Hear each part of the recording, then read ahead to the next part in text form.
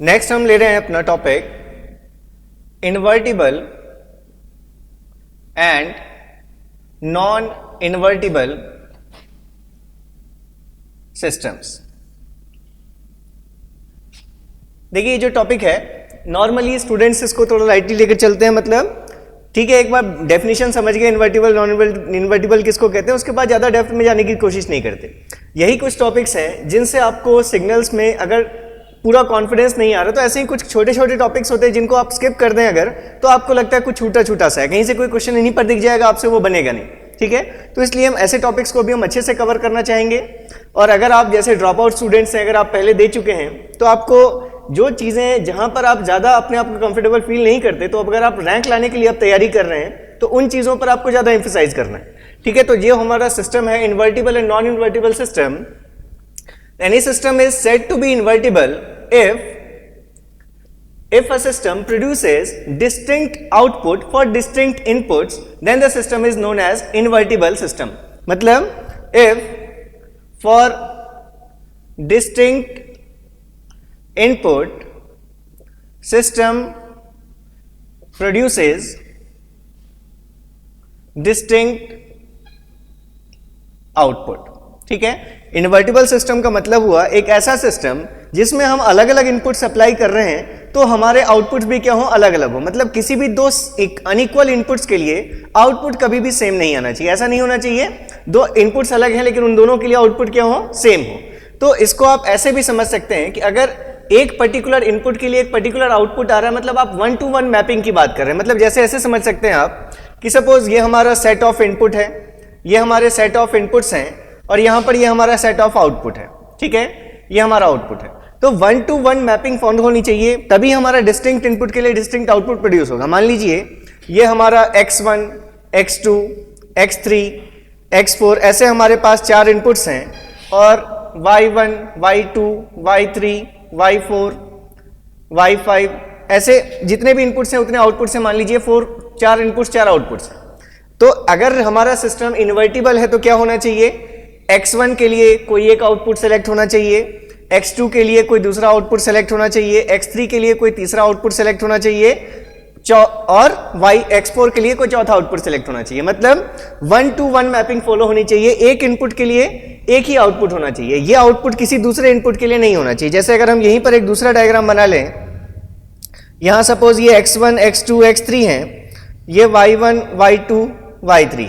ठीक है, अगर x1 के लिए भी आउटपुट y2 हो, x2 के लिए भी आउटपुट y2 हो और x3 के लिए आउटपुट y1 हो, अगर ऐसा आ रहा है सिस्टम हमारा कि दो अलग अलग इनपुट्स के लिए सेम आउटपुट आ रहा है, मतलब ये सिस्टम जो होगा ये कैसा होगा, नॉन इन्वर्टिबल सिस्टम होगा। और ये जो सिस्टम है ये 1-to-1 मैपिंग को फॉलो कर रहा है तो ये कैसा होगा, हमारा इन्वर्टिबल सिस्टम होगा। ठीक है, अब इन्वर्टिबल अगर सिस्टम है, अगर एक पर्टिकुलर इनपुट के लिए पर्टिकुलर आउटपुट हमारा एक ही है, यूनिक आउटपुट है, तो इसका मतलब अगर हम अपने आउटपुट को ऑब्जर्व करें तो हम वहां से क्या फाइंड कर सकते हैं, अपने इनपुट को फाइंड कर सकते हैं। तो फर्स्ट पॉइंट तो ये हो गया, अगर सिस्टम इन्वर्टिबल है तो distinct input leads two distinct output. Second आप इसी में लिख सकते हैं कि input can be determined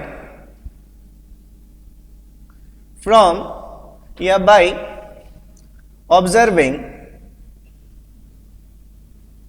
the output. हम आउटपुट को देखकर अगर इनपुट बता सकें कि पर्टिकुलर हमने क्या इनपुट अप्लाई किया होगा तो उस सिस्टम को हम क्या कहेंगे, इन्वर्टिबल सिस्टम कहेंगे। एक और चीज आपको यहां पर याद रखनी है कि for every invertible system there exist an inverse system such that if the two systems are cascaded then the overall response is same as the input. मतलब for every invertible system there exists one inverse system।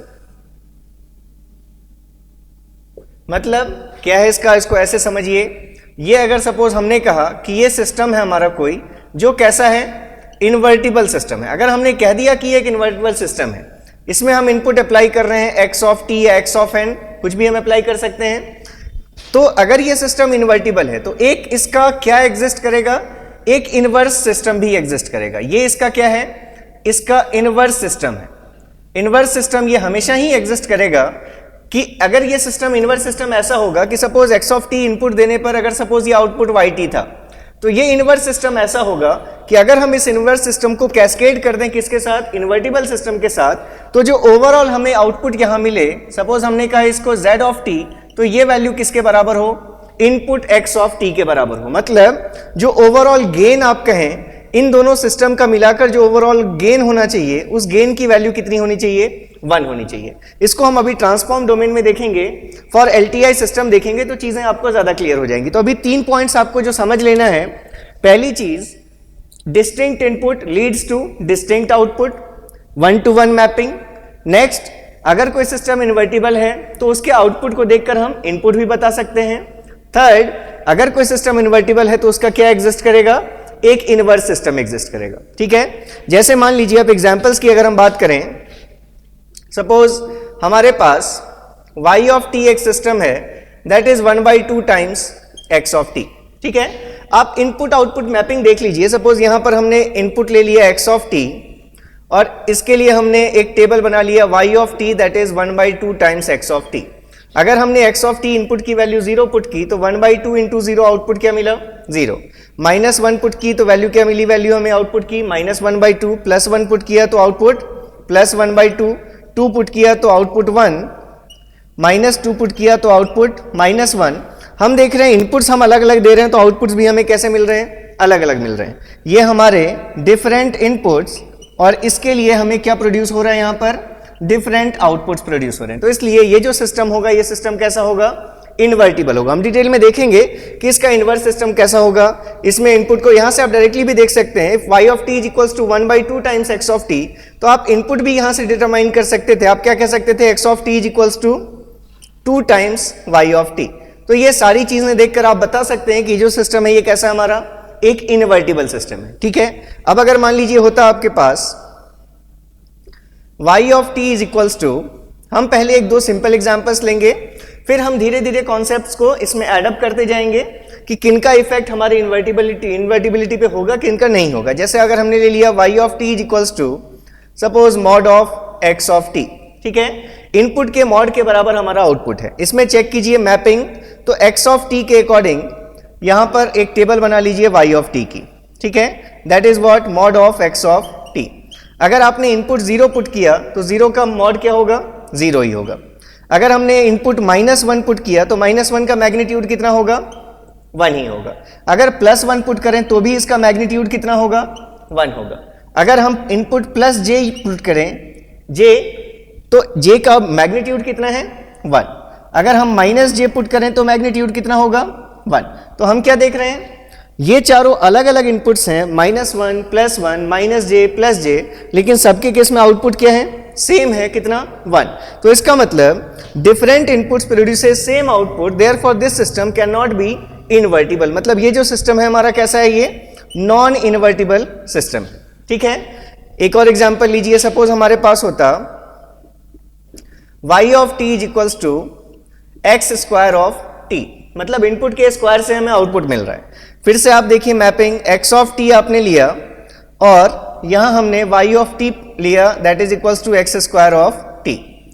यहां भी देखेंगे आप 0 पर output 0 है, 1 पर output 1 है, -1 पर भी आउटपुट 1 है, 2 पर आउटपुट 4 है और -2 पर भी आउटपुट क्या है, 4 है।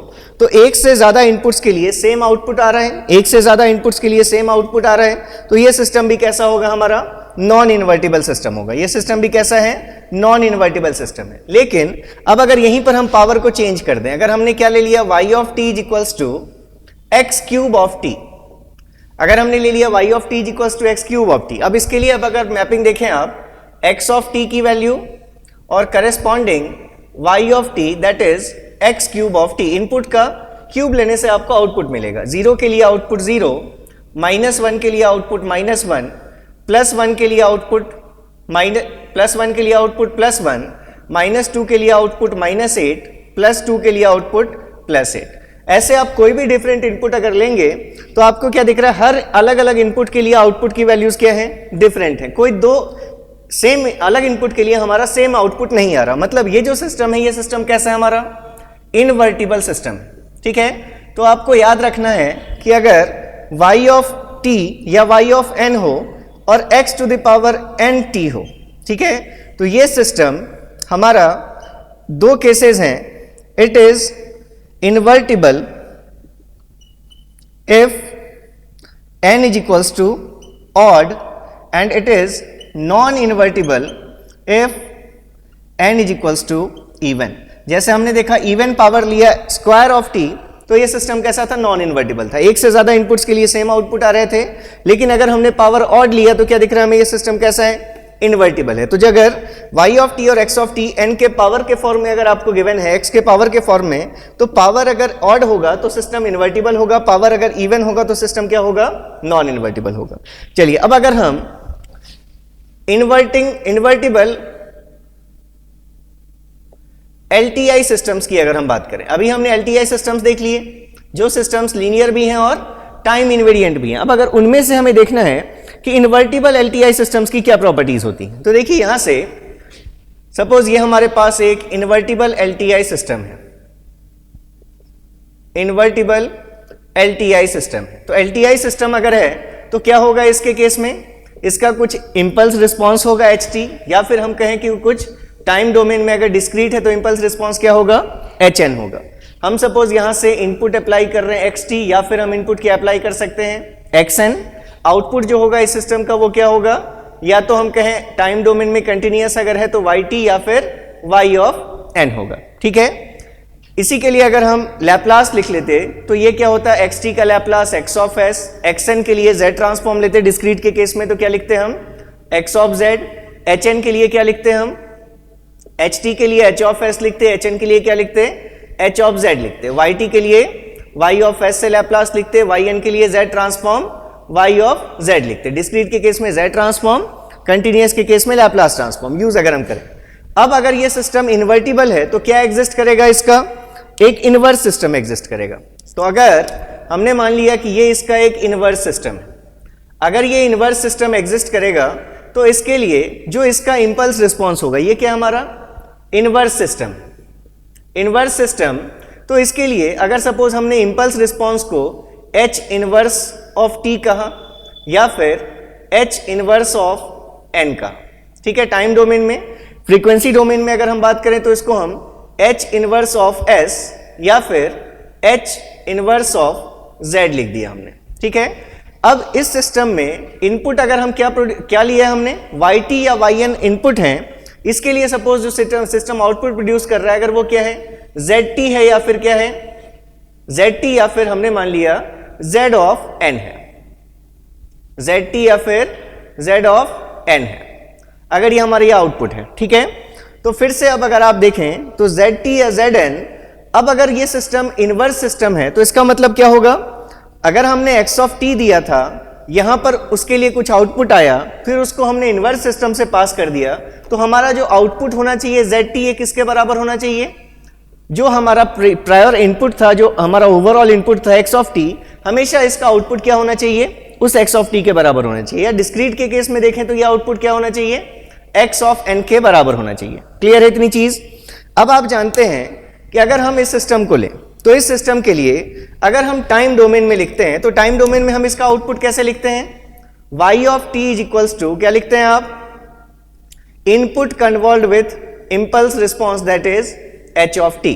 इसी के लिए आप अगर ट्रांसफॉर्म ले लेते हैं तो क्या वैल्यू होती है, y of s is equals to x of s into h of s। तो इसका मतलब अगर हम h ऑफ s लिखते हैं तो h ऑफ s की वैल्यू क्या होती है, y of s upon x of s। ये एक इक्वेशन हो गई। इस सिस्टम में अगर हम देखें तो इस सिस्टम के लिए अगर हम देखेंगे तो y ऑफ t जो इसका जो आउटपुट है वो आउटपुट क्या है हमारा, z ऑफ t है, ठीक है। तो z ऑफ t की वैल्यू क्या होगी, इसके लिए इनपुट क्या था, yt कन्वॉल्व्ड विथ इसका इंपल्स रिस्पॉन्स क्या है, h इनवर्स ऑफ t, ठीक है। तो मतलब जो इसका आउटपुट होगा इसका अगर हम ट्रांसफॉर्म ले लें तो z ऑफ s की वैल्यू क्या होगी, yt का Laplace y of s multiplied with h inverse of s होगी, ठीक है। अब अगर हम यहां से h इनवर्स ऑफ s की वैल्यू देखें तो h इनवर्स ऑफ s की वैल्यू किसके बराबर होगी, z of s upon y of s के बराबर होगी, ठीक है। और हमने क्या लिखा है कि z ऑफ t हमारा किसके बराबर होना चाहिए, एक्स टी के बराबर होना चाहिए। इसका मतलब z ऑफ s किसके बराबर होना चाहिए, x ऑफ s के बराबर होना चाहिए। तो इस z ऑफ s की जगह पर क्या लिख सकते हैं हम, x of s upon y of s लिख सकते हैं। इसको इक्वेशन 2 मान लीजिए। तो इक्वेशन 1 और 2 से देखिए, h ऑफ s और h इनवर्स ऑफ s में क्या दिख रहा है आपको, h of s is y(s) upon xs और h inverse of s is x of s upon y of s। मतलब अगर हम देखें तो यहां से हम कह सकते हैं कि h inverse of s is equals to 1 upon h of s। मतलब जो ट्रांसफर फंक्शन होगा इनवर्स सिस्टम का वो क्या होगा, एक्चुअल ट्रांसफर फंक्शन का इनवर्स होगा, ठीक है। या फिर यहां से हम ऐसे भी कह सकते थे कि h of s into h inverse of s is equals to 1। ये पहली चीज हो गई। अगर हम फ्रीक्वेंसी डोमेन में बात करेंगे तो क्या होगा इनवर्स सिस्टम के केस में, Hs और उसके इनवर्स का प्रोडक्ट जो होगा वो हमेशा किसके बराबर होगा, 1 के बराबर। यही चीज हमने लिखी थी कि ओवरऑल जो गेन होना चाहिए इस पूरे का, वो गेन कितना होना चाहिए, यूनिटी होना चाहिए। दूसरी चीज, अगर मान लीजिए हमने कहा कि ये H इनवर्स ऑफ t है, ठीक है, और हमारा दूसरा क्या है, एक H ऑफ t है, तो इनके बीच का जो रिलेशन है अगर आप देखें तो ऐसे ही H of t convolved with H inverse of t के लिए अगर आप वैल्यू देखेंगे तो ये वैल्यू जो मिलेगी आपको वो क्या मिलेगी, डेल t मिलेगी। क्योंकि h ऑफ t का ही जो ट्रांसफॉर्म होगा वो क्या होगा, h of s, h inverse of t का ट्रांसफॉर्म क्या होगा, h इनवर्स ऑफ s, तो डेल t का ही ट्रांसफॉर्म क्या होता है, 1। तो इसका मतलब अगर इसका हमने लेफ्ट हैंड साइड में अगर इस पूरे का इनवर्स लैप्लास ले रखा है तो h of t convolve with h inverse of t, तो इसका 1 का इनवर्स लैप्लास क्या होगा, डेल t। तो ये दो चीजें आपको याद रखनी है कि अगर इन्वर्टिबल LTI सिस्टम है तो उसके केस में ये प्रॉपर्टीज जो है वो हमेशा फुलफिल होंगी। तो जब आपको पता चल गया कि कोई सिस्टम LTI सिस्टम है तो उसका इनवर्स अगर आपको लेना है तो उसका इनवर्स सिस्टम लेने के लिए पहले एक्चुअल सिस्टम का ट्रांसफॉर्म फंक्शन निकाल लीजिए, मतलब h ऑफ s फाइंड कर लीजिए, और h ऑफ s अगर आपने फाइंड कर लिया तो 1 अपॉन h ऑफ s से क्या मिल जाएगा, इनवर्स सिस्टम का ट्रांसफर फंक्शन मिल जाएगा। इंपल्स रिस्पांस पूछा गया तो फिर उसका क्या कर लीजिए, इनवर्स लैप्लास ले लीजिए। तो कुछ क्वेश्चंस देखते हैं हम और वहां से ज्यादा क्लियर हो जाएंगी चीजें। जैसे अभी जो हमने इसको इफेक्ट के फॉर्म में हम देखते चलते हैं। जैसे अगर हमने लिया इफेक्ट ऑफ एम्पलीट्यूड स्केलिंग, मतलब अगर हमारा आउटपुट जो है वो इनपुट के एम्पलीट्यूड स्केल्ड वर्जन से हमें मिल रहा है। जैसे हमने लिया था अभी example y of t is equals to 1/2 times x of t, ठीक है। तो हमने ये देखा कि ये सिस्टम कैसा था, एक इन्वर्टिबल सिस्टम था, क्योंकि आप यहां से क्या कर सकते थे, ये देखकर सबसे पहले आपने क्या देख लिया, सिस्टम कैसा है हमारा, LTI सिस्टम है, ठीक है। तो LTI सिस्टम अगर है और अगर हमने ये भी देख लिया कि सिस्टम हमारा कैसा इन्वर्टिबल है, क्यों इन्वर्टिबल है, अलग अलग आउटपुट्स के लिए हमारे इनपुट्स जो हैं वो क्या आ रहे हैं, अलग अलग आ रहे हैं। तो अब अगर इसका इनवर्स सिस्टम आपको डिजाइन करना है तो अगर हम यहां पर दोनों तरफ लैप्लास लेते तो क्या मिलता हमें वैल्यू, y ऑफ s की वैल्यू हमें मिलती 1/2 टाइम्स x ऑफ s। तो यहां से एक्चुअल सिस्टम का transfer function h of s क्या मिलेगी value, y of s upon x of s that is equals to 2। तो एक्चुअल सिस्टम का ट्रांसफर फंक्शन हमें पता चल गया। इसलिए जो इनवर्स सिस्टम होगा, अब हम अगर उस इनवर्स सिस्टम की बात करें, इसका जो इनवर्स सिस्टम होगा उस इनवर्स सिस्टम के लिए h इनवर्स ऑफ s की क्या वैल्यू होगी, 1 upon h of s। h of s अगर 1/2 है, h of s is what, y of s upon x of s is 1/2, ठीक है। तो h ऑफ s अगर हमारा 1/2 है तो 1 अपॉन h ऑफ s कितना होगा, 2 होगा। इसका मतलब हमें यह पता चल गया कि इनवर्स सिस्टम जो होगा उसका ट्रांसफर फंक्शन कितना होना चाहिए, 2 होना चाहिए। आप इसको ऐसे भी समझ सकते हैं कि ये जो h इनवर्स ऑफ s होता है, ये h इनवर्स ऑफ s किसके बराबर होता है, zs अपॉन ys के बराबर होता है। मतलब हम कह सकते हैं कि अगर z of s output of inverse system divided by y of s that is input of inverse system, अगर इसकी वैल्यू 2 है तो इसका क्या मतलब हुआ कि z of s is equals to 2 times y of s। ये चीज हो गई यहां से कि जो z ऑफ s होगा उसकी वैल्यू किसके बराबर होगी, 2 टाइम्स y ऑफ s के बराबर होगी। अब अगर इसमें हम इनवर्स लैप्लास ले लेते तो हम क्या कह सकते थे, z of t is equals to 2 times क्या होगी वैल्यू, y ऑफ t होगी। तो यहां से भी देखकर आप देखें, डायरेक्टली आप देखकर कह सकते थे कि जो वैल्यू होनी चाहिए वो क्या होनी चाहिए सिस्टम की, मतलब z ऑफ t अगर हमारी देखें तो उसकी वैल्यू कितनी होनी चाहिए, 2y t। इसका यह मतलब हुआ कि अगर आपके पास देखिए ऐसा कोई सिस्टम था, ये हमारे पास एक सिस्टम था जिसके लिए xt अगर हम इनपुट अप्लाई कर रहे थे और यहां अगर हमारा आउटपुट yt आ रहा था, तो इसको आपने क्या लिखा, y of t is equals to क्या है हमारा ये system 1/2 times x of t। तो हमने कहा अगर ये सिस्टम इन्वर्टिबल है तो हम क्या डिजाइन कर सकते हैं, इसका एक इनवर्स सिस्टम डिजाइन कर सकते हैं। और उस इनवर्स सिस्टम का आउटपुट अगर हम देखें तो आउटपुट zt, इसकी वैल्यू किसके बराबर होगी, इनपुट xt के बराबर होगी। तो अगर इस सिस्टम के लिए इनपुट आउटपुट रिलेशन देखें तो इस सिस्टम के लिए इनपुट आउटपुट रिलेशन कैसा है, z ऑफ t क्या होना चाहिए हमारा, 2yt के बराबर होना चाहिए। जो भी इनपुट हम अप्लाई कर रहे हैं 2yt के बराबर अगर हम कर दें तो अब देखिए क्या होगी वैल्यू, यहां से yt आया, yt की वैल्यू कितनी है 1/2 टाइम्स x ऑफ t। तो अगर आप यहां yt की वैल्यू को 1/2 times x of t put करेंगे तो 2 और 1/2 कैंसिल होकर यहां क्या वैल्यू मिल जाएगी आपको, x ऑफ t मिल जाएगी। मतलब हमने जो इनवर्स सिस्टम डिजाइन किया है वो सिस्टम परफेक्ट है। ठीक है, तो आपको क्या क्या चीजें ध्यान रखनी है। पहली चीज आपने ये देखी कि एम्पलीट्यूड स्केलिंग अगर इनपुट पर हो रहा है और ये इनपुट आउटपुट रिलेशन है तो ये सिस्टम हमेशा ऐसे सिस्टम जो होंगे वो इनवर्टिबल होंगे। मतलब y of t is equals to k times x of t या y of n is equals to k times x of n, ये सिस्टम्स हमेशा ही क्या होंगे, टाइम इनवर्टिबल होंगे। अगर इनवर्टिबल है तो उनके लिए हम क्या फाइंड कर सकते हैं, इनवर्स सिस्टम LTI सिस्टम था इसलिए पहले ट्रांसफर फंक्शन देख लिया, उसका इनवर्स लेकर के हमने इनवर्स सिस्टम का ट्रांसफर फंक्शन देख लिया और उस इनवर्स को ys upon z upon ys से रिप्रेजेंट करके हमने देख लिया कि इस सिस्टम का रिप्रेजेंटेशन क्या होना चाहिए। अब देखिए ये अपने आप में एक सिस्टम है, ठीक है। तो नॉर्मली आप सिस्टम्स को कैसे रिप्रेजेंट करते हैं, इनपुट में x ऑफ t अप्लाई किया, आउटपुट में yt मिला। यहां कैसा रिप्रेजेंटेड है इस सिस्टम में, इनपुट yt है, आउटपुट क्या है, zt है। तो इसका अगर अलग से आप इस सिस्टम को रिप्रेजेंट करते तो सिस्टम में आप ऐसे शो करते इस सिस्टम का रिप्रेजेंटेशन कि सिस्टम क्या है हमारा, जो इनवर्स सिस्टम होगा वो कैसा होगा, जिसमें अगर हम इनपुट xt अप्लाई करें तो यहां yt अगर मिलेगा तो इस yt की वैल्यू आप लिखते ऐसे कि y of t is equals to 2 into x of t। ठीक है, यहां तो इसके बाद कनेक्टेड है इसलिए हम किस फॉर्म में लिख रहे हैं, z और y के फॉर्म में लिख रहे हैं। एक्चुअल जो इस सिस्टम का रिप्रेजेंटेशन होगा वो क्या होगा, अगर इनपुट xt है, yt है आउटपुट, तो yt is equals to 2 into x of t होगा। ठीक है, चलिए अब ऐसे ही हम बारी बारी से सिस्टम्स लेंगे और उनके लिए हम इनवर्स सिस्टम्स डिजाइन करेंगे। इनवर्स सिस्टम की डिजाइन अगर आपकी प्रॉपर हो गई तो फिर आपको ये टॉपिक बहुत ही इजी लगेगा। तो जैसे अगर फर्स्ट केस हमने देखा कि एम्पलीट्यूड स्केलिंग का कोई इफेक्ट इन्वर्टिबिलिटी पर नहीं होगा। सेकेंड केस हम देख रहे हैं इफेक्ट ऑफ एम्पलीट्यूड इन्वर्जन। देखिए आपके पास अभी काफी टाइम है नेक्स्ट ईयर के गेट तक में। आपको ऐसा भी नहीं कह रहा मैं कि सिर्फ आपको सिग्नल्स ही पढ़ना है, लेकिन अगर मान लीजिए 110 आवर्स का आपका सिग्नल हो भी गया तो आपके पास अभी इतना टाइम है कि आप अगर 1.5 मंथ्स अगर आप सिग्नल को दे सकते हैं तो आपका सिग्नल बहुत ही अच्छे वे में कंप्लीट होना चाहिए। तो इसलिए हम थोड़ा टाइम ले रहे हैं। तो टाइम के लिए आप बस स्पीड बढ़ा करके देख लीजिए, जहां आपको लगता है नोट करने की जरूरत नहीं है वहां पर आप स्किप कर सकते हैं। ठीक है, तो चलिए जैसे एम्पलीट्यूड स्केलिंग का देखना है हमें effect. Suppose y of t है हमारे पास कोई system minus of x of t। ठीक है, ये सिस्टम हमारा, अब अगर इसके केस में हमें चेक करनी है इन्वर्टिबिलिटी, आप इसमें कुछ भी इनपुट्स प्रोवाइड करके देखिए। हमने ये x ऑफ t और ये yt के बीच में रिलेशन देख लिया। y of t that is minus of x of t।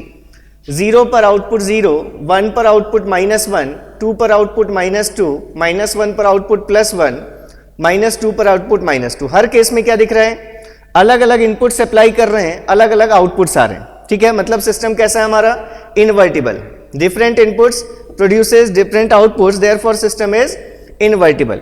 अगर इनवर्टिबल है तो अब इसके केस में आप क्या डिजाइन कर सकते हैं, इसका एक इनवर्स सिस्टम डिजाइन कर सकते हैं। सिंपली आपको देखकर दिख रहा है कि अगर आप ऐसा एक सिस्टम ले लें कि ये आपका ओरिजिनल सिस्टम है जिसमें आप x of t input apply कर रहे हैं, आउटपुट y ऑफ t आ रहा है, इस yt आउटपुट की वैल्यू कितनी है, माइनस ऑफ xt।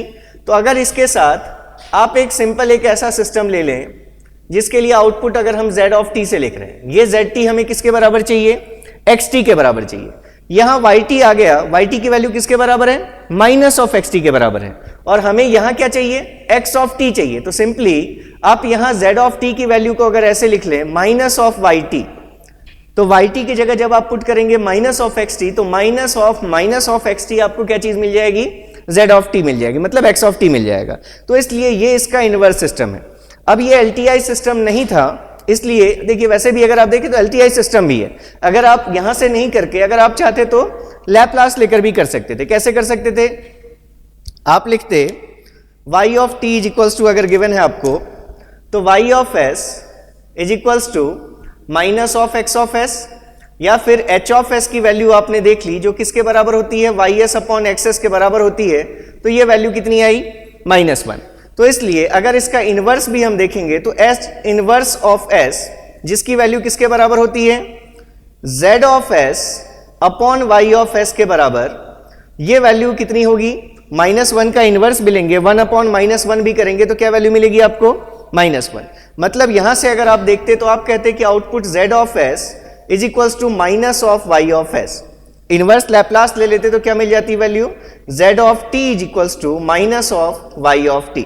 तो इसीलिए हमने जो ये इनवर्स सिस्टम लिया, इसमें हमने क्या लिखा? सिस्टम कैसा होना चाहिए जिसका आउटपुट इनपुट रिलेशन कैसा हो? z of t is equals to minus of y of t के जैसा हो। तो सेकंड हमने क्या देखा? एम्पलीट्यूड स्केलिंग का कोई इफेक्ट नहीं होता, एम्पलीट्यूड इन्वर्जन का कोई इफेक्ट नहीं होता। ठीक है, एक और चीज आप देख सकते हैं, सपोज हमारे पास y ऑफ t होता x कॉन्जुगेट ऑफ t। ठीक है, इसके लिए भी अगर आप देखें input output relations, x of t and output y of t that is equals to x conjugate of t। 0 लेंगे 0 का कॉन्जुगेट 0, 1 लेंगे 1 का कॉन्जुगेट रियल नंबर अगर है तो कॉन्जुगेट वही आएगी वैल्यू, -j लेंगे तो कॉन्जुगेट क्या होगा? +j होगा, +j लेंगे तो कॉन्जुगेट क्या होगा? -j होगा, 2+j लेंगे तो कॉन्जुगेट क्या होगा? 2-j होगा। तो आप दिख रहे हैं अलग अलग आउटपुट इनपुट्स हमें अलग अलग आउटपुट्स दे रहे हैं। मतलब ये जो सिस्टम है, ये सिस्टम कैसा है हमारा? इन्वर्टिबल सिस्टम है, क्योंकि different inputs leads to different outputs. अब अगर इन्वर्टिबल सिस्टम है तो इसका भी इन्वर्स सिस्टम डिजाइन कर सकते हैं हम। कैसे कर सकते हैं? देखिए, ये सिंपली हमने, अब ये जो सिस्टम है आपका, ये क्या है? क्या ये सिस्टम लीनियर टाइम इनवेरिएंट है? आप अगर देखें तो x कॉन्जुगेट ऑफ t अगर आप करते हैं, कॉन्जुगेट ऑपरेटर हमने देखा था कि जो कॉन्जुगेट ऑपरेटर होता है वो क्या होता है? चलिए आप इसको पीछे वीडियोस में देख लेना। वैसे यहां से सिंपली आप अगर डिफाइन करें, ये x ऑफ t लिया हमने और इसका आउटपुट अगर हम कह रहे हैं y ऑफ t, ये y ऑफ t कैसे मिलता है हमें? इनपुट के कॉन्जुगेट लेने से मिलता है। तो अगर हम इसका इनवर्स सिस्टम देखना चाहते हैं, जिस सिस्टम का आउटपुट zt क्या होना चाहिए? इनपुट xt के बराबर होना चाहिए। यहां पर हमें आउटपुट जो मिला है वो किसके बराबर है? x कॉन्जुगेट ऑफ t के बराबर है। उससे आपको अगर x ऑफ t चाहिए तो आप मतलब इस z ऑफ t की वैल्यू को क्या पुट कर दें? अगर हम ये पुट कर दें y conjugate of t, yt अपने आप में क्या है? xt का कॉन्जुगेट, उसका फिर से कॉन्जुगेट लेंगे तो कॉन्जुगेट और कॉन्जुगेट कैंसिल होकर के क्या वैल्यू मिलेगी आपको? x ऑफ t मिलेगी। ठीक है, कॉन्जुगेट की हम बात कर रहे थे कि हम इसलिए नहीं इसको लीनियर टाइम इनवेरिएंट कह सकते हैं क्योंकि लीनियर सिस्टम नहीं है। आप जानते हैं कॉन्जुगेट ऑपरेटर्स जब आ जाते हैं तो वो एडिटिव तो होते हैं सिस्टम्स, लेकिन क्या होते हैं? वो होमोजीनियस नहीं होते। तो इसलिए LTI सिस्टम नहीं है, इसलिए हमने ट्रांसफर फंक्शन लेकर के उसका फिर हम इस फॉर्म में नहीं डिजाइन कर सकते कि ट्रांसफर फंक्शन ले लिया, इनवर्स सिस्टम का निकाल लिया और फिर ये इनपुट आउटपुट रिलेशन हम वहां से फाइंड कर लें। ठीक है, तो इसलिए इस केस में आप डायरेक्ट देखकर बता सकते थे कि सिस्टम में क्या होगा?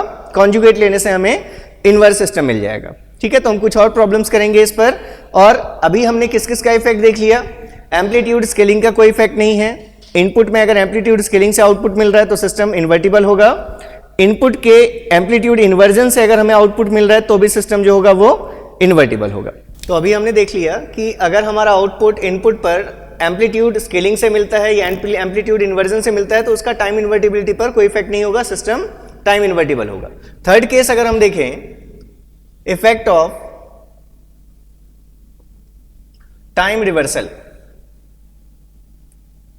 जिसको आप टाइम इन्वर्जन भी कहते हैं। जैसे मान लीजिए अगर आपके पास सिस्टम होता y of t is equals to x of minus t। ठीक है, अगर आप टाइम रिवर्सल का केस ले रहे हैं, इसके पहले हमने एम्पलीट्यूड रिवर्सल का केस लिया था, तो इस केस में अब देखिए सिस्टम को हम टाइम इनवेरिएंट नहीं कह सकते। ठीक है, तो ये LTI सिस्टम नहीं है, LTI नहीं है हमारा, ये हमारा नॉन LTI सिस्टम है। तो अब इस केस में ट्रांसफर फंक्शन को लेकर इनवर्स सिस्टम डिजाइन नहीं करेंगे। पहले हम देख लें कि सिस्टम हमारा इन्वर्टिबल है या नहीं है। तो आप अगर देखिए एक चीज और कि जब आपको सिस्टम्स को चेक करना हो कि सिस्टम हमारा इन्वर्टिबल है या नहीं है, तो आप एक से ज्यादा इनपुट्स अप्लाई करके देखते हैं कि सिस्टम इन्वर्टिबल है या नहीं है। तो उसके लिए आप कुछ टेस्ट इनपुट्स भी ले सकते हैं। ठीक है, तो उनको भी एक बार याद करना रखना जरूरी है टेस्ट सिग्नल्स, किन सिग्नल्स के लिए आप आउटपुट देख लीजिए कि अगर सेम नहीं आ रहे हैं तो आप कह सकें कि सिस्टम हमारा इन्वर्टिबल है। तो अगर कंटिन्यूअस टाइम सिग्नल है, सिस्टम है, तो उसके केस में आप u ऑफ t ले सकते हैं minus of u of t, मतलब एक बार ut अप्लाई करके देखिए सिस्टम में क्या आउटपुट आ रहा है, एक बार माइनस ut अप्लाई करके देखिए, ये दोनों इनपुट्स अलग हैं, इनके लिए आउटपुट्स भी जो होने चाहिए, इन्वर्टिबल सिस्टम होगा तो अलग आउटपुट्स होने चाहिए, ठीक है। 2ut अप्लाई करके देखिए, ये तीनों अलग अलग इनपुट्स हैं, इन तीनों के लिए अलग अलग आउटपुट्स आने चाहिए। या फिर ऐसे ही आप del t अप्लाई करके देखिए, माइनस del t अप्लाई करके देखिए, 2 del t अप्लाई करके देखिए, ये सभी सिस्टम, ये सभी इनपुट्स के लिए जो आउटपुट होना चाहिए वो क्या होना चाहिए, डिस्टिंक्ट आउटपुट होना चाहिए।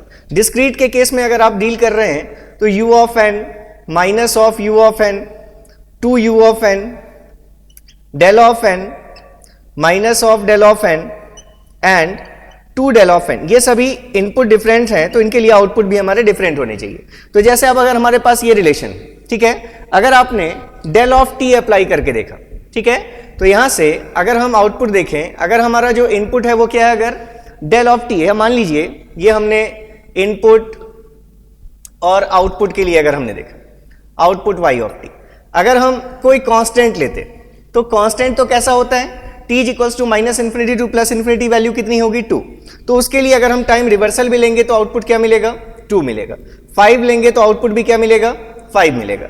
अगर हम u ऑफ t अप्लाई करेंगे इनपुट तो आउटपुट क्या हमारा u ऑफ माइनस t है, ठीक है, तो u ऑफ माइनस t क्या मिलेगा, ut इनपुट अप्लाई करेंगे तो हमें आउटपुट क्या मिलेगा u ऑफ माइनस t मिलेगा, ठीक है। अगर हम 2ut अप्लाई करेंगे तो हमें आउटपुट क्या मिलेगा 2u ऑफ माइनस t मिलेगा, ये दोनों चीजें डिफरेंट हैं। माइनस ऑफ ut अप्लाई करेंगे तो आउटपुट क्या मिलेगा, minus of u of minus t मिलेगा, तीनों इनपुट्स क्या है हमारे डिफरेंट हैं। अगर हम del t अप्लाई करेंगे तो आउटपुट क्या मिलेगा, del ऑफ माइनस t मिलेगा। आप जानते हैं इंपल्स फंक्शन इवन फंक्शन होता है, मतलब del ऑफ माइनस t की वैल्यू किसके बराबर होगी, del t के ही बराबर होगी, तो del t के लिए आउटपुट भी हमारा del t होगा, ठीक है, लेकिन किसी इनपुट से किसी दूसरे इनपुट के आउटपुट के बराबर नहीं। अगर आप 2 del t अप्लाई करेंगे तो 2 del t के लिए आउटपुट क्या मिलेगा, 2 del of minus t that is equals to 2 del t, ठीक है। अगर आप माइनस del t अप्लाई करेंगे तो इसके लिए आउटपुट भी क्या मिलेगा, minus of del of minus t that is equals to minus of del t। तो हम क्या देख रहे हैं, इतने सारे इनपुट्स अलग अलग अप्लाई किए हमने, उन सब के लिए भी जो आउटपुट्स आ रहे हैं वो सभी डिस्टिंक्ट आउटपुट्स हैं। Distinct input leads to different distinct output, therefore जो सिस्टम है हमारा, हम कह सकते हैं ये जो सिस्टम है ये कैसा है, इन्वर्टिबल सिस्टम है, ठीक है। तो अगर इन्वर्टिबल सिस्टम है तो आप इसके केस में क्या डिजाइन कर सकते हैं, एक इनवर्स सिस्टम रिप्रेजेंट कर सकते हैं। तो देखिए इनवर्स सिस्टम कैसा होगा, कुछ चीजों में इस टाइप के केसेस में बस कॉमन सेंस अप्लाई कीजिए, आपको आंसर मिल जाएगा इनवर्स सिस्टम कैसा होना चाहिए। आपसे अपने यहां से x ऑफ t अप्लाई किया, ये आपको आउटपुट y ऑफ t मिल रहा है, जिस y ऑफ t की वैल्यू किसके बराबर है, x ऑफ माइनस t के बराबर है। अब आप चाहते हैं कि इसको हम एक इनवर्स सिस्टम से पास करें और हमें आउटपुट यहां पर जो मिले z ऑफ t, ये z ऑफ t किसके बराबर मिल जाए, x ऑफ t के बराबर मिल जाए। तो अगर आप देखिए यहां पर अगर आप लिखें इस सिस्टम का representation z of t is equals to y of minus t, तो y ऑफ माइनस t की वैल्यू क्या हो जाएगी, y ऑफ t क्या है, x ऑफ माइनस t है, तो y ऑफ माइनस t क्या होगा, x ऑफ माइनस t, मतलब क्या मिल जाएगी वैल्यू आपको, x ऑफ t मिल जाएगी। तो ये सिस्टम हमारा एक इन्वर्टिबल सिस्टम है, लेकिन ये LTI सिस्टम नहीं है। इन्वर्टिबिलिटी हमने चेक कर ली, फिर उसके अकॉर्डिंग हमने क्या डिजाइन कर दिया, ये एक इनवर्स सिस्टम ले लिया, ठीक है। तो अब फिर से हमारा थर्ड पॉइंट क्या आ गया कि कोई अगर टाइम रिवर्सल है इनपुट पर तो उसका इफेक्ट इन्वर्टिबिलिटी पर नहीं होगा, सिस्टम अभी भी क्या रहेगा, इन्वर्टिबल रहेगा, ठीक है। नेक्स्ट केस देखिए, अगर हम देखें इफेक्ट ऑफ टाइम शिफ्टिंग, अगर इसके केस में हम देखें, सपोज हमारे पास y ऑफ t गिवन है that is equals to x of t minus 4, ठीक है। अब ये जो सिस्टम रिलेशन है ये आप जानते हैं सिस्टम कैसा होगा, लीनियर टाइम इनवेरिएंट सिस्टम होगा, क्योंकि टाइम में कोई स्केलिंग नहीं है, इनवेरिएंसी के लिए सफिशिएंट है, कोई कोफिशिएंट t का मल्टीप्लिकेशन नहीं है, फंक्शन और yt xt के अलावा तीसरा कोई टर्म नहीं है। ये LTI सिस्टम है, ये हमारा LTI सिस्टम है, इसको हम चेक कर लेते हैं इन्वर्टिबल है या नहीं है। अगर आप ये xt और yt के बीच का अगर देखें आप मैपिंग 1 to 1 है या नहीं है, तो y of t is equals to x of t minus 4, ठीक है। अगर कोई कांस्टेंट देंगे तो उसमें शिफ्टिंग का कोई इफेक्ट नहीं होगा, 2 के लिए वैल्यू भी क्या रहेगी, 2 रहेगी। अगर ut अप्लाई करेंगे तो क्या वैल्यू मिलेगी, u ऑफ t माइनस 4 मिलेगी। u ऑफ अगर 2ut अप्लाई करेंगे तो क्या वैल्यू मिलेगी, two u of t minus 4 मिलेगी। Minus of u t apply करेंगे तो क्या वैल्यू मिलेगी, minus of u of t minus 4 मिलेगी वैल्यू। डेल टी के लिए del of t minus 4, minus of del t के लिए minus of del of t minus 4। फिर से हम देख रहे हैं different inputs leads to different output, therefore system is invertible. Invertible पता चल गया। अब इसका इनवर्स सिस्टम हमें डिजाइन करना है। तो अब अगर ये सिस्टम LTI है तो हम किस प्रोसेस को फॉलो करेंगे, हम इस सिस्टम का H ऑफ S निकाल लेंगे ट्रांसफर फंक्शन, फिर उसका इनवर्स लेकर के क्या निकाल लेंगे, इनवर्स सिस्टम का ट्रांसफर फंक्शन, और वहां से हम आउटपुट इनपुट के बीच का रिलेशन निकाल लेंगे। तो हमारे पास गिवन था y of t is equals to x of t minus 4। अगर आप दोनों तरफ लैप्लास ले लें तो yt का Laplace y of s, time shifting में अगर आप जानते हैं, ये लिख देता हूं मैं कि अगर xt के लिए लैप्लास ट्रांसफॉर्म की वैल्यू x ऑफ s हो तो टाइम शिफ्टिंग प्रॉपर्टी कहती है x of t minus t naught का जो लैप्लास ट्रांसफॉर्म होगा e to the power minus एस t naught into x of s। x of s में ट्रांसफॉर्म xt का और x of t minus t naught का दोनों में ही x ऑफ s रहेगा ही, बस जो पहले जो ट्रांसफॉर्म था उसको आपको एक एक्सपोनेंशियल से मल्टीप्लाई करना है, e to the power s तो रहेगा ही उस एक्सपोनेंशियल में, और अगर यहां माइनस टी नॉट है तो आपको यहां भी क्या ले लेना है, माइनस टी नॉट ले लेना है। ठीक है, तो जैसे x ऑफ t अगर बस होता तो ट्रांसफॉर्म x ऑफ s होता, माइनस 4 से शिफ्टिंग कर दी हमने तो ट्रांसफॉर्म की वैल्यू क्या होगी, e to the power minus 4s into x of s। तो यहां से अगर हम h ऑफ s देखें तो h ऑफ s की value that is y of s upon x of s, क्या वैल्यू मिली आपको, e to the power minus 4s। ये x ऑफ s पता चल गया, h ऑफ s। तो इनवर्स सिस्टम का जो ट्रांसफर फंक्शन होगा h इनवर्स ऑफ s, जिसकी वैल्यू किसके बराबर होगी, हम क्या चाह रहे हैं, हम ऐसा एक सिस्टम डिजाइन करना चाह रहे हैं कि ये x ऑफ t आपने अप्लाई किया, ये आपको y ऑफ t मिला, इस y ऑफ t की वैल्यू है x of t minus 4।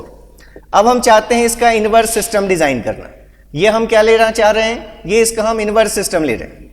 Inverse system का जो आउटपुट होना चाहिए z ऑफ t, ये z ऑफ t किसके बराबर होना चाहिए, x ऑफ t के बराबर। तो हम इस zt और yt के बीच का रिलेशन देख रहे हैं। तो ये जो h इनवर्स ऑफ s है, इसकी वैल्यू हम जानते हैं क्या होती है, z of s upon y of s। इसका आउटपुट zt उसका Laplace z of s upon input yt उसका लैप्लास y ऑफ s। तो अब ये जो वैल्यू होगी h इनवर्स ऑफ s, अभी हमने देखा था ये h इनवर्स ऑफ s क्या होता है, इस h ऑफ s का इनवर्स होता है। तो 1 upon e to the power minus 4s करेंगे तो क्या वैल्यू मिलेगी, e to the power 4s मिलेगी। तो यहां से अगर आप इसको देखें तो z ऑफ s को हम क्या लिख सकते हैं, अब e to the power 4s into y of s लिख सकते हैं। ठीक है, e to the power 4s into y of s। अब इसमें अगर हम इनवर्स लैप्लास ले लें तो इसका इनवर्स लैप्लास zt की वैल्यू क्या होगी, अगर सिर्फ ys होता तो inverse Laplace y of t, e का पावर मल्टीप्लाइड है, मतलब ये जितना टर्म है, ये जो 4 दिख रहा है, इतनी ही शिफ्टिंग हमने किस में कर दी है, yt में, तभी ट्रांसफॉर्म जो है वो क्या हो गया है, e to the power 4s से मल्टीप्लाइड हो गया। तो अब इसका इनवर्स क्या होगा, y ऑफ t प्लस 4। तो आपने देखा यहां से हमने क्या डिजाइन कर दिया, इनवर्स सिस्टम डिजाइन कर लिया कि जो इनवर्स सिस्टम होगा उसके लिए आउटपुट क्या होगा, उसके इनपुट की 4 से शिफ्टिंग होगी। मतलब इस z ऑफ t की वैल्यू क्या होगी, आउटपुट z ऑफ t की y ऑफ t प्लस 4। आप यहां से भी देखकर समझ सकते हैं, अगर हमने इनपुट को 4 से डिले कर लिया, उसको एक अगले सिस्टम में दें और उसको अगर 4 से एडवांस कर लें तो ये -4 और +4 ये वैल्यू कैंसिल होकर आपको यहां पर क्या मिल जाएगा, आउटपुट x ऑफ t मिल जाएगा। ठीक है, तो LTI सिस्टम है तो ये प्रोसीजर फॉलो करना है, नॉन LTI सिस्टम है तो फिर आपको कॉमन सेंस से करना पड़ेगा। चलिए नेक्स्ट, तो हमने ये देखा कि अगर कहीं टाइम शिफ्टिंग आ रही है आउटपुट और इनपुट के बीच में तो वो सिस्टम भी कैसा होगा, इन्वर्टिबल होगा। इन्वर्टिबिलिटी इफेक्ट नहीं होती किससे, टाइम शिफ्टिंग से, ना तो टाइम रिवर्सल से, ना तो एम्पलीट्यूड स्केलिंग से, ना तो एम्पलीट्यूड इन्वर्जन से। अब अगर हम नेक्स्ट देखें effect of time scaling. Time scaling के केस में जैसे अगर हमने ले लिया y of t is equals to x of 2t। अब क्या ये सिस्टम LTI है, नहीं है, क्योंकि जैसे ही टाइम स्केलिंग आ गया तो टाइम इनवेरियंस ही खत्म हो गई, मतलब ये सिस्टम हमारा नॉन LTI है। लेकिन अगर हम देखें कि क्या ये सिस्टम हमारा इन्वर्टिबल है, आप इसमें अलग अलग इनपुट्स पुट करके देखिए, ये x ऑफ t और इनके लिए output y of t। x of t अगर आपने ले लिया कोई भी एक फंक्शन, सपोज आपने 2 ले लिया कांस्टेंट, तो y ऑफ t उस पर स्केलिंग का कोई फर्क नहीं पड़ेगा, वही रहेगी। अगर आपने ut ले लिया तो u of 2t yt is equals to x of 2t, u of 2t की वैल्यू u ऑफ t के ही बराबर होगी, तो यहां इसके लिए आउटपुट भी क्या मिलेगा आपको, ut मिलेगा। 2u ऑफ t लेंगे तो आउटपुट भी क्या मिलेगा, 2u ऑफ t मिलेगा। Minus of u of t लेंगे तो आउटपुट भी क्या मिलेगा, minus of u of t मिलेगा। डेल t के लिए output del of t by 2 करें तो डेल ऑफ t बाई 2 मतलब del of 2t, del of 2t हमने देखा था इंपल्स में स्केलिंग हटाते हैं तो ये वैल्यू क्या हो जाती है, 1/2 टाइम्स डेल ऑफ t हो जाती है। अगर आप 2 डेल t अप्लाई करते तो 2 डेल t के लिए जो आउटपुट होता वो 2 डेल ऑफ 2t होता, मतलब इसकी value 2 into 1/2 into del of t होती। ये दोनों फिर से अलग हैं, तो आप देख रहे हैं different inputs leads to different output, therefore ये सिस्टम भी क्या होगा, हमारा इन्वर्टिबल सिस्टम होगा। अब लेकिन इन्वर्टिबल तो है लेकिन LTI नहीं है, तो हम ट्रांसफॉर्म मेथड से नहीं जा सकते इसका इन्वर्स लेने। सिंपल आप देखिए, अगर आप ये चाहते हैं कि यहां से हमारा कोई एक सिस्टम है, इसमें हम input x of t apply कर रहे हैं और जो इसका आउटपुट है yt वो किसको फॉलो कर रहा है, y of t is equals to x of 2t को फॉलो कर रहा है। ठीक है, सिंपली आप देखकर बता सकते हैं कि हम ऐसा कौन सा इनवर्स सिस्टम ले लें कि इसके बाद हमें आउटपुट जो मिले z ऑफ t वो किसके बराबर मिले, x ऑफ t के बराबर मिले। तो अगर आपने यहां लिख दिया z of t is equals to y of t by 2, y of t की वैल्यू कितनी है, x ऑफ 2t, तो z ऑफ t की वैल्यू क्या हो जाएगी, z of t that is y of t by 2 that is equals to yt की value कितनी है, x ऑफ 2 इंटू t की जगह पर क्या पुट कीजिए, t बाई 2, तो क्या वैल्यू मिल जाएगी आपको, x ऑफ t। मतलब ये हमारा क्या है, इनवर्स सिस्टम, ये करेक्ट है। ठीक है, तो अगर नॉन LTI सिस्टम्स हैं तो फिर आप ट्रांसफॉर्म मेथड यूज नहीं कर सकते, ये मेथड्स यूज करने पड़ेंगे। तो इसमें हम फिर से देख रहे हैं कि टाइम स्केलिंग का भी इफेक्ट नहीं है, किसके केस में, कंटिन्यूअस टाइम के केस में इन्वर्टिबिलिटी उसकी वैनिश नहीं होती। अब अगर हम डिस्क्रीट के केस में देखें, सपोज हमारे पास यही रिलेशन होता y of n is equals to, अगर लिखा होता x of n upon n naught, where अगर आपको गिवन होता कि जो n नॉट है इट इज n इंटीजर, ये हमारे सेट ऑफ इंटीजर नंबर्स में से एक वैल्यू है n नॉट। ठीक है, अब अगर आप इस n नॉट की वैल्यू देखें, मतलब n नॉट आपका कैसा है, एक इंटीजर वैल्यू है, 1 होगा या 1 के बाद 2 होगा, 3 होगा, 4 की वैल्यू होगी। मतलब ये जो केस है ये कौन सा केस है, इंटरपोलेशन का केस है। जैसे मान लीजिए हमने डिफाइन कर दिया y of n is equals to x of n by 3, तो आप जानते हैं कि जैसे अगर हमारा x ऑफ n, अगर ये हमारे पास कोई सीक्वेंस होता x ऑफ n जिसमें 1 2 एंड 3, अगर ये 1 2 और 3 ये तीन वैल्यूज होती है, n इज इक्वल्स टू 0 1 और 2 पर n के रिस्पेक्ट में, अगर ये हमारा सिग्नल होता है x ऑफ n, तो अब इसके लिए जो आप n के रिस्पेक्ट में अगर y ऑफ n देखेंगे तो 3 से इंटरपोलेशन का क्या मतलब होता है, आपने जानते हैं कि यहां जो वैल्यू है इससे एक कम जीरोस आ जाते हैं, कहां पर, हर दो सैंपल्स के बीच में। तो ये सभी वैल्यूज होंगी उस सीक्वेंस में, लेकिन कैसे होंगी, 1 के बाद 2 जीरोस आ जाएंगे, फिर ये वैल्यू कितनी होगी, 2 होगी, फिर इसके बाद क्या होंगे, 2 जीरोस हो जाएंगे, और फिर इसके बाद ये वैल्यू कितनी होगी, 3 होगी। ठीक है, तो ये हमारा y ऑफ n है जो किसके बराबर है, x ऑफ n बाई 3 के बराबर है। तो अगर हम देखें क्या ये सिस्टम इन्वर्टिबल है, तो अगर आप यहां पर अलग अलग इनपुट्स के लिए आउटपुट्स को चेक करें, x of n input, y of n output, देखिए क्या वैल्यूज हैं। अगर हम x ऑफ n की जगह u ऑफ n ले लें तो u ऑफ n बाई 3 भी क्या होगा, u ऑफ n ही होगा। ठीक है, अगर हम minus of u of n ले लें तो क्या होगी value, minus of u of n होगी। अगर हम डेल ऑफ n ले लें तो डेल ऑफ n बाई 3, ये वैल्यू आप जानते हैं, अगर हम डिस्क्रीट के केस में बात करते हैं तो ये वैल्यू डेल ऑफ n के ही बराबर होती है। ठीक है, अगर आप 2 डेल ऑफ n लेंगे तो यहां वैल्यू भी क्या मिलेगी आपको, 2 डेल ऑफ n मिलेगी। मतलब आप कोई भी अलग अलग इनपुट अप्लाई करके देखिए, सिस्टम का जो आउटपुट होगा वो क्या मिलेगा आपको, डिफरेंट मिलेगा। मतलब ये जो सिस्टम है ये कैसा सिस्टम है, इन्वर्टिबल तो है। इन्वर्टिबल अगर है, अब ये हमें पता चल गया, तो मान लीजिए जो आउटपुट आया, हम क्या करना चाहते हैं, इन्वर्टिबल कब कहेंगे, अगर हम अपने आउटपुट से वापस इनपुट फाइंड कर सकें तो ऐसे सिस्टम्स को हम क्या कहेंगे, इन्वर्टिबल कहेंगे। ठीक है, आपने इंटरपोलेशन कर दिया है, बीच में जीरोस आ गई हैं, लेकिन जो इनपुट की वैल्यूज थी वो सभी वैल्यूज अभी भी आउटपुट में हैं। अगर आप वापस इसको डेसिमेट कर दें, अगर वापस इसको हम 2 से डेसिमेट कर दें 3 से, तो क्या होगा, एक ये सैंपल आ जाएगा, फिर ये 2 छोड़ करके ये तीसरा सैंपल आ जाएगा, फिर ये 2 छोड़कर ये तीसरा सैंपल आ जाएगा। मतलब अगर हम इनवर्स सिस्टम देखना चाहते हैं, मान लीजिए ये हमारा सिस्टम था, x ऑफ n इनपुट है उसके लिए हमारा ये output y of n produce कर रहा है, जहां पर y ऑफ n की क्या वैल्यू है, x ऑफ n बाई 3 है। अगर आप इसको एक सिस्टम से पास करें जिसके लिए आउटपुट अगर आपने z ऑफ n से लिख रखा है, तो अगर आप इस z ऑफ n की वैल्यू को ऐसा पुट कर दें, z of n is equals to y of 3n, तो क्या होगी वैल्यू, y ऑफ n की वैल्यू कितनी है, y of n is x of n by 3, तो अगर आप यहां n को 3n से रिप्लेस करेंगे तो y ऑफ 3n की वैल्यू क्या होगी, x ऑफ n के बराबर होगी। ठीक है, तो यही जो y ऑफ 3n है ये हमारा क्या है, आउटपुट है इस सिस्टम का z ऑफ n। तो हम देख रहे हैं z ऑफ n हमारा किसके बराबर मिल रहा है, x ऑफ n के बराबर मिल रहा है। मतलब हम कहेंगे कि ये जो हमने लिया है ये सिस्टम क्या है, इनवर्स सिस्टम है। किसका इनवर्स सिस्टम है ये, y of n is equals to x of n by 3 का इनवर्स सिस्टम है। तो ये जो सिस्टम है हमारा ये फिर से LTI नहीं था, ठीक है, क्योंकि n में कोई स्केलिंग है तो सिस्टम LTI नहीं है। तो आप इसका इनवर्स सिस्टम देखा आपने कि इन्वर्टिबल सिस्टम है, और इसका हम क्या कर सकते हैं, इनवर्स सिस्टम भी डिजाइन कर सकते हैं, क्योंकि जो इनपुट के सैंपल्स थे वो सारे सैंपल्स आउटपुट में भी हैं, तो हम इसको फाइंड कर सकते हैं। लेकिन अब अगर यहीं पर हम केस ले लें कि y of n is equals to x of 2n, अगर y of n is equals to x of 2n कर दिया आपने, मतलब कौन सा केस है, डेसिमेशन का केस है। ये जो केस था ये कौन सा केस था, इंटरपोलेशन का केस था।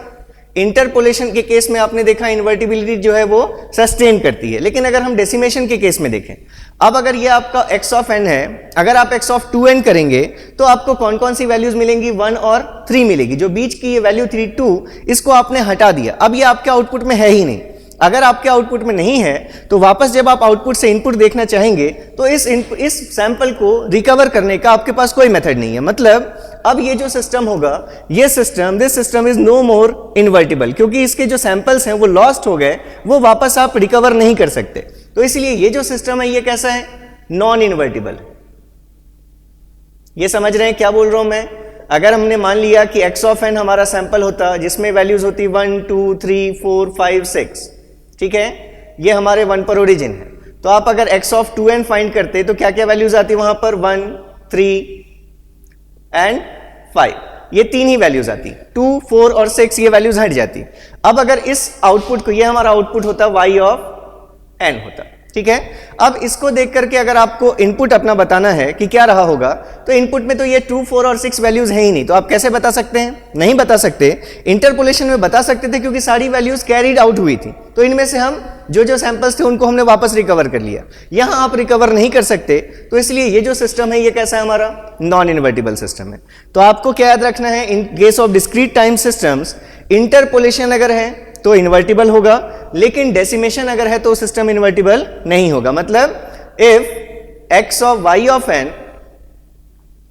Is equal to x of n naught into n, and if n naught is greater than 1 then system is not invertible.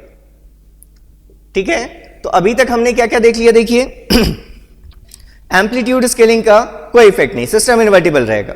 Amplitude inversion के बाद भी सिस्टम इन्वर्टिबल रहेगा। टाइम शिफ्टिंग के बाद भी सिस्टम इन्वर्टिबल रहेगा। टाइम रिवर्सल के बाद भी सिस्टम इन्वर्टिबल रहेगा। टाइम स्केलिंग में कंटिन्यूअस टाइम सिस्टम अगर है तो उस पर कोई इफेक्ट नहीं है, वो इन्वर्टिबल रहेगा। डिस्क्रीट टाइम सिस्टम अगर है, वहां अगर हम इंटरपोलेशन कर रहे हैं तब तक सिस्टम इन्वर्टिबल रहेगा, लेकिन अगर हम उसमें डेसिमेशन कर देंगे तो सिस्टम क्या हो जाएगा, इन्वर्टिबल नहीं रह जाएगा, वो सिस्टम नॉन इन्वर्टिबल बन जाएगा। ठीक है, चलिए अब इसके बाद कुछ केसेस में आपको क्या होता है, इनपुट आउटपुट रिलेशन अगर गिवन हो, वहां पर अगर आपको फाइंड करना है कि हमारा इनवर्स सिस्टम कैसा होगा, उसके लिए आप एक ट्रिक भी यूज कर सकते हैं। जैसे मान लीजिए हमारे पास ऐसा कोई सिस्टम होता, y of n is equals to x of 1 minus n।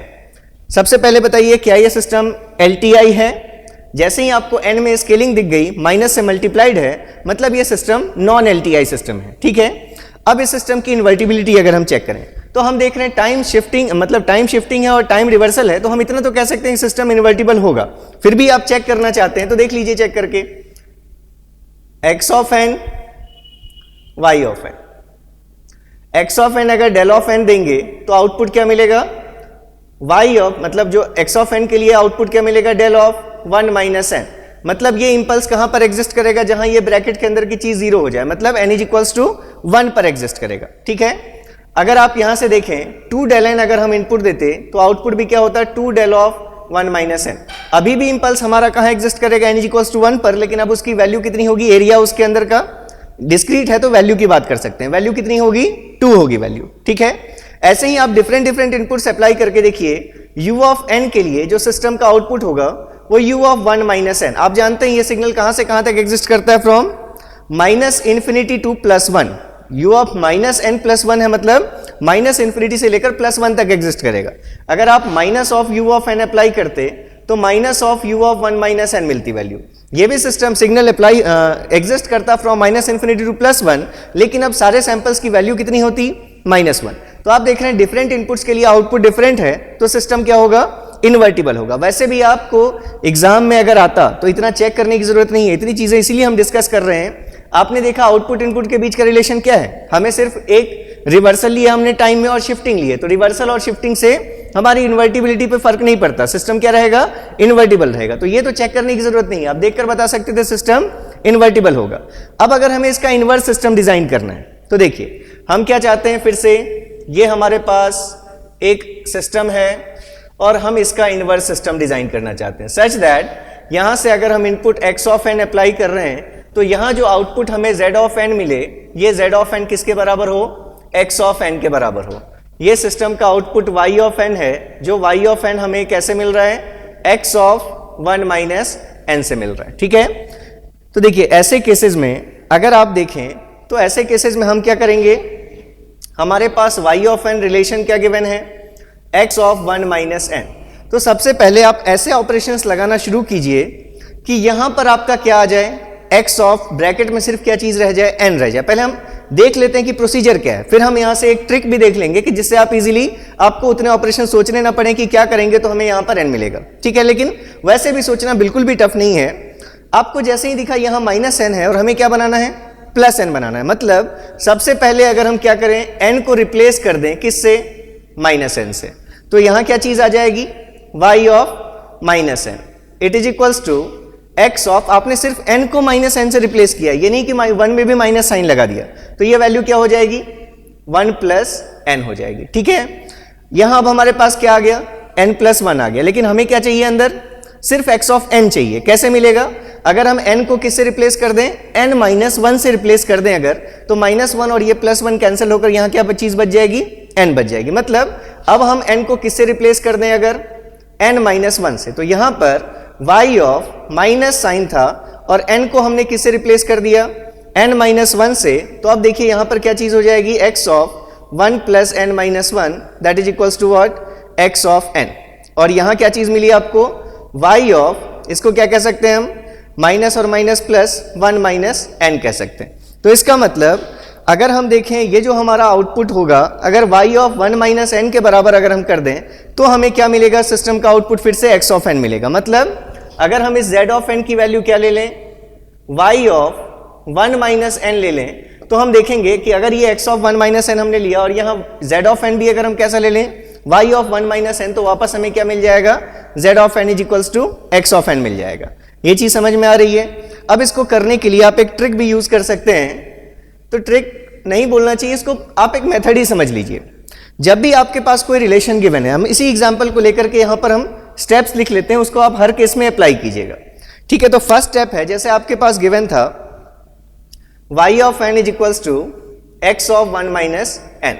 So step 1, जो आपके x के अंदर ब्रैकेट की चीज लिखी हुई है या फिर यहां जो चीज लिखी हुई है, आपको क्या करना है, रिप्लेस n को किससे रिप्लेस कर दीजिए, by k in bracket term of x के अंदर जो ब्रैकेट में टर्म लिखा हुआ है उसमें जहां भी n है उसको किससे रिप्लेस कर दीजिए, t से। ये जो आप ट्रिक देख रहे हैं, it is valid for both continuous time और discrete time. Continuous and discrete time दोनों ही के केसेस में वैलिड है। अगर आप डिस्क्रीट के केस में हैं तो n को k से कर दीजिए रिप्लेस, अगर आप कंटिन्यूअस के केस में हैं तो उस केस में t को किससे रिप्लेस कर दीजिए, टाउ से रिप्लेस कर दीजिए, ठीक है। अब आपने अगर t को टाउ से रिप्लेस कर दिया, मतलब ये जो चीज हो गई, ये क्या हो गई, अब 1 - k हो गई। मतलब ये जो x ऑफ 1 - n लिखा हुआ था, इसको आपने रिप्लेस करके क्या बना लिया, एक्स ऑफ 1 माइनस के बना लिया। ठीक है, अब ये जो ब्रैकेट के अंदर की चीज आपको मिली है इसको इक्वेट कर दीजिए n से। Second step equate bracket term with n, तो मतलब and find value of k। तो जैसे ही आपने इस ब्रैकेट के टर्म को n से इक्वेट किया, मतलब 1 माइनस के को आपने किससे इक्वेट कर दिया, n से इक्वेट कर दिया, और यहां से आपने k की वैल्यू फाइंड की, तो k की वैल्यू आपको क्या मिली, 1 माइनस n। तो अब जो हमारा z ऑफ n होगा, मतलब जो z ऑफ n हमें फाइंड करना है कि z ऑफ n की वैल्यू y के टर्म्स में क्या होगी, तो सिंपली देन थर्ड स्टेप में आप लिख सकते हैं z of n is equals to y of k। अब आप क्या कीजिए, y में जो आपने k की वैल्यू फाइंड की है वो पुट कर दीजिए, तो वहां से आपको इक्वेशन का रिजल्ट मिल जाएगा। जैसे यहां पर अगर हम y में k की वैल्यू पुट कर देते, तो k की वैल्यू क्या फाइंड की हमने, 1 माइनस n, तो देखिए आपके पास रिजल्ट जो आया था वो क्या आया, zn is equals to y of 1 minus n आया। ठीक है, इसको एक और हम कर लेते हैं एग्जाम्पल, इसके बाद फिर हम आगे की चीज देखेंगे। चलिए, जैसे अगर हमने एक ले लिया होता सिस्टम, सपोज हमारे पास होता y of t is equals to minus 2 एक चीज इसमें और याद रखिए, ये तो हमने n को इक्वेट कर लिया, x ऑफ n आ जाएगा इतना करने से। अब अगर हमारे एक्चुअल सिस्टम में जो एम्पलीट्यूड है, अगर एक्चुअल सिस्टम का एम्पलीट्यूड आपको दिख रहा है a है, तो इनवर्स सिस्टम का जो एम्पलीट्यूड लेना है आपको वो कितना लेना है, 1/a लेना है। फोर्थ स्टेप में ये भी आप यहां पर लिख लीजिए, इफ एम्पलीट्यूड ऑफ सिस्टम में जो h ऑफ n है, या जो सिस्टम के लिए एम्पलीट्यूड गिवन है, is a, then amplitude of inverse system will be 1/a। तभी ये a और 1/a कैंसिल होकर के आपको यहां पर सिर्फ x ऑफ n मिलेगा। अगर यहां पर जैसे मान लीजिए यहां 2 into x of 1 minus n given होता, तो यहां इसके साथ साथ आपको और क्या लेना पड़ता, 1/2 भी लेना पड़ता है। वही चीज हम यहां लिख रहे हैं। हो सकता है स्टेटमेंट के टर्म्स में आपको अगर कोई कंफ्यूजन हो रही हो, तो आपको ये समझना है, यहां अगर एक्चुअल सिस्टम में yn और xn के बीच में अगर एम्पलीट्यूड का कुछ वैल्यू गिवन है आपको अदर देन 1, तो आपको क्या लेना है, इनवर्स सिस्टम के केस में 1/ वो वैल्यू लेनी है। जैसे मान लीजिए हम यहां पर एग्जाम्पल करेंगे तो क्लियर हो जाएगी चीज। अगर हमने लिख लिया y of t is equals to minus 2/3 x of कुछ भी वैल्यू ले लीजिए, सपोज हमने ले लिया -2 माइनस t।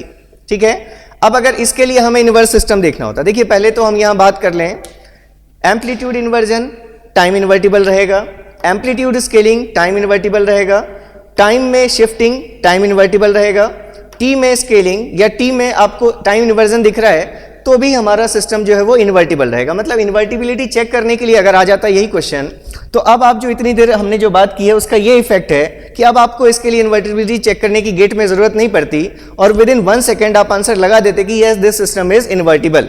ठीक है, आपको इतनी देर का ये आपको इफेक्ट मिलना चाहिए, आपको देखकर समझ में आ जाना चाहिए कि दिस सिस्टम इज इन्वर्टिबल। अब टफ कैसे हो सकता है अगर पूछा जाता कि find the inverse of this system, तो अगर हम फर्स्ट मेथड देखें, अगर हम पहले बनाना चाहते हैं, ठीक है, पहले अगर हम इस स्टेप को यूज करके हम नहीं देख रहे हैं, ठीक है, हम वेरीफाई कर लेंगे कि हमारा जो ये स्टेप हमने लिखे हैं, ये स्टेप्स क्या वो वर्क कर रहे हैं या नहीं कर रहे हैं। तो सबसे पहले आप क्या चाहते हैं कि हम जो इसका इनवर्स सिस्टम डिजाइन करेंगे तो उसमें क्या होना चाहिए, यहां पर x ऑफ n आ जाना है, मतलब x ऑफ t आ जाना चाहिए। यहां क्या दिख रहा है आपको, जैसे ही x ऑफ माइनस t दिख रहा है अंदर में, तो सबसे पहला स्टेप क्या होना चाहिए आपको, इसको t बनाने के लिए आप पहले रिप्लेस कीजिए t को किससे, माइनस t से। तो यहां क्या मिलेगा, y of minus t is equals to -2/3 x of, फिर से आप सिर्फ t को माइनस t से रिप्लेस कर रहे हैं, माइंड इट, आपको ये -2 ही रखना है, बस ये माइनस t क्या हो जाएगा, प्लस t हो जाएगा। ठीक है, अब यहां से देखिए आपको और क्या करना है, इसको तो t बनाना है, मतलब ये तो t आ गया, इसमें आपको क्या करना है, 2 हटाना है, तो ये -2 है तो क्या करेंगे हम इसको +2 करेंगे। एक और चीज आपको सिर्फ x ऑफ t चाहिए, तो ये -2/3 भी हटाना है, तो -2/3 हटाने के लिए हम इसको किससे मल्टीप्लाई कर लें, अगर -3/2 y ऑफ माइनस t अगर हम देखें तो वैल्यू क्या हो जाएगी, ये -3/2 से 2/3 कैंसिल होकर 1 बच जाएगा, और यहां क्या वैल्यू मिलेगी, x ऑफ -2 + t मिल जाएगी। अब हमें x ऑफ सिर्फ t चाहिए और यहां पर t -2 है, तो हम t को किससे रिप्लेस कर दें? अगर हम t को t +2 से रिप्लेस कर दें तो वो +2 और ये -2 कैंसिल होकर हमें same value x of t मिल जाएगी। तो अब हम नेक्स्ट जो रिप्लेसमेंट ले रहे हैं वो हम t को रिप्लेस कर रहे हैं किससे? t +2 से। तो यहां रिप्लेस किया तो -3/2 y of minus common t +2, पूरे t को हमने किससे रिप्लेस किया है? t +2 से रिप्लेस किया। तो यहां भी क्या आ जाएगा? Minus of t +2। इसके लिए अगर हम देखेंगे तो इसका जो आउटपुट होगा, ये जो वैल्यू होगी ये किसके बराबर होगी? x of -2 plus t +2। -2 और +2 कैंसिल होकर आपको क्या वैल्यू मिल जाएंगे? क्या वैल्यू मिल जाएगी यहां से? x of t। मतलब जो हमारा इनवर्स सिस्टम होना चाहिए, मैं यहां बना देता हूं कि ये जो सिस्टम इनवर्स होना चाहिए था हमारा, इस इनवर्स सिस्टम के लिए अगर ये आउटपुट z ऑफ t है, अगर आपका ये इनपुट xt, इसके लिए आउटपुट yt, जहां yt की वैल्यू कितनी थी? y of t is equals to -2/3, यहां आप लिख लेना x ऑफ -2 - t थी। तो अब हमने लिखा कि इस z ऑफ t की वैल्यू कितनी होनी चाहिए? -3/2 times x of y of क्या होनी चाहिए वैल्यू?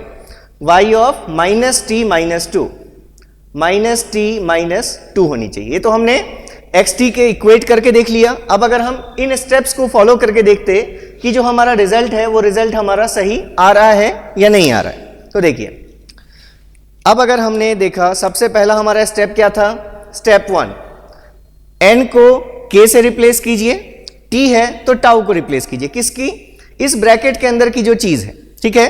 तो आपने x ऑफ -2 - t को रिप्लेस किया t को टाउ से, तो क्या चीज मिली? x ऑफ -2 - टाउ मिला।